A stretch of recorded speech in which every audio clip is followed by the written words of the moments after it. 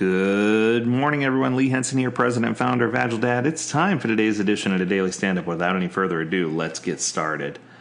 Today, someone asked me to do something extra unique. They sent over a YouTube video for Agile Ceremonies Explained, and they asked me to do a review of it. So I'm going to actually watch the YouTube video with you and do a review live. This is going to be interesting, so let's see what we got. By the way, the video appears to be from a group called PM City. Let's see how good they are. Agile's ceremonies.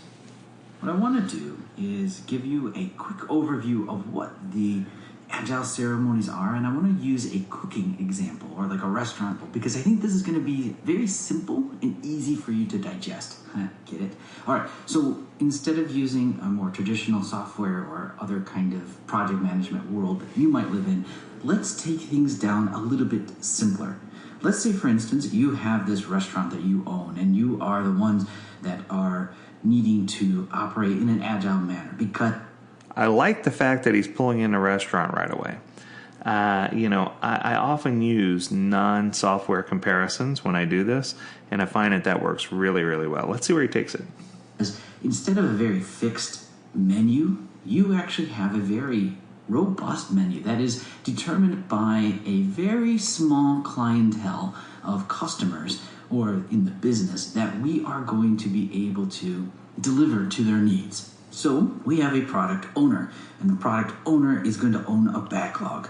And the backlog is similar to our menu in a way, but remember, our menu is dynamic in this scenario. So we're going to be adding things to this. We're going to remove things based on the needs and the whims of our customers that are the special clientele. And the product owner then needs to be able to figure out what is going to be on this backlog, what's most important, what's going to appeal to our business folk that are visiting our restaurant. And with this backlog then, we're going to put a little bit of time boxing to it. So let's say that it is 8 a.m. and we have a window of lunch between 12 and 1 p.m. And so we have then a very strict dedicated time period in which our team must determine what we're going to do for lunch and what we're going to be serving. So the product owner and us, the team, will all come together at this first point in time. And we call this sprint planning, or simply iteration planning. So during this sprint planning, we might take this first hour of our time, or even half hour, depending on how we divide things up. But for example, let's just say we have this half hour, and what we're going to do is take everything that's on that backlog, and the product owner is going to give his or her priorities, his or her expectations of what the customers are going to want for today's lunch. And so, okay, so I see where he's taking this. And I have to admit, I like the analogy of a restaurant and a menu and a product owner. But the only part so far that I'm a little confused by is who is the product owner. And, I guess the team is going to wind up being the team of people who produce the menu, which makes sense. But in this case, the product owner, are they the restaurant manager? Are they a wait staff? Are they... I don't know that we compare the roles and the responsibilities to those within a restaurant. So with regard to sprint planning, for example, I could easily see that the menu represents the backlog. That makes sense. And we have a short window to determine what the customer's needs are. That also makes sense. But we want to make sure that we understand our customer. So I don't know that we even talked about identifying target personas to try to figure out who our customer was and who the team was. Whether the team represented the wait staff who was gathering feedback, whether they were stakeholders who represented the best interest of the consumer. I just don't know that we have enough information yet. Let's see if he takes us a little further into this, and we may end up having to break this video into 2 parts just to make sure that we get it in as part of the 15-minute time box for our episode. Let's see where he takes us. Also going to take into consider what has happened in previous lunches, as well as your conversations and of what has been found at the market and what we know is readily available, the type of season, and any other kind of circumstances. So the team then is going to also look at the timeline that they have. Well, they only have until noon to be able to get all the work done, and they don't want to have something not finished. So it's very important that all these things actually can be done within the time limit that we have set. Anything longer than that, we won't be able to deliver during the lunchtime.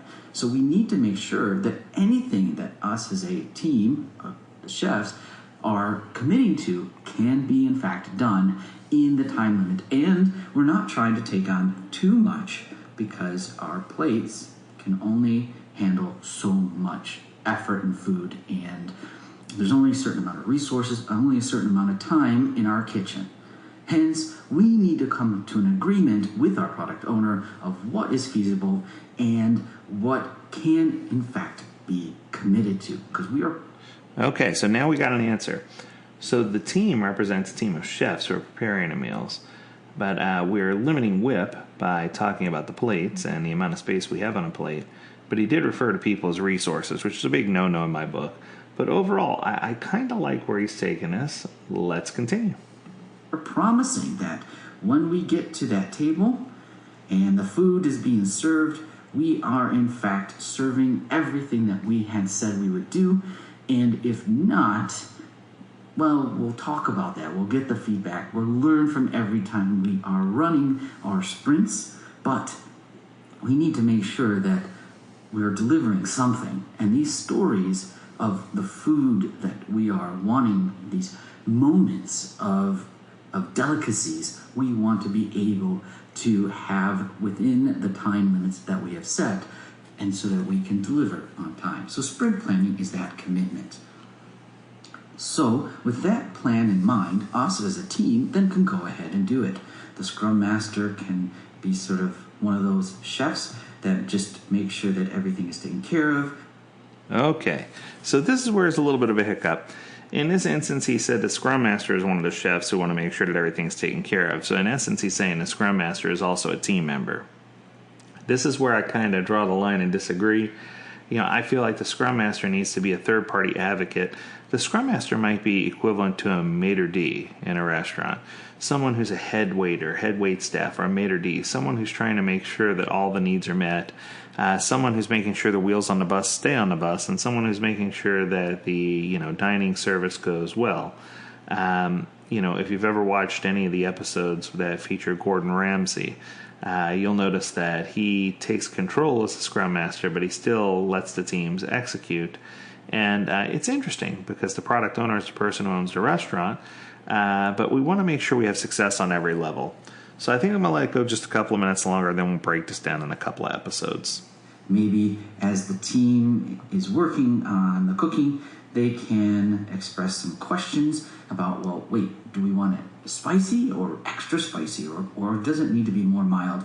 Those kind of clarification questions, maybe the Scrum Master can go talk back with the product owner just to figure out what is it, or get some more clarity, or get some more feedback or understanding. The Scrum Master can also help set up some of those daily huddles. So maybe what we call daily stand-ups may, in fact, in this very short time period of just a 4-hour time box, these may happen every hour. And what essentially that will do is the team can huddle together very quickly just to say, all right, you go this way, you go that way, this is what needs to be done, this is what I've already done, and it's our way to stay synchronized, stay connected. So as everyone is flying around the kitchen doing this and that, we need to make sure that we are in fact not running into each other or forgetting something very important.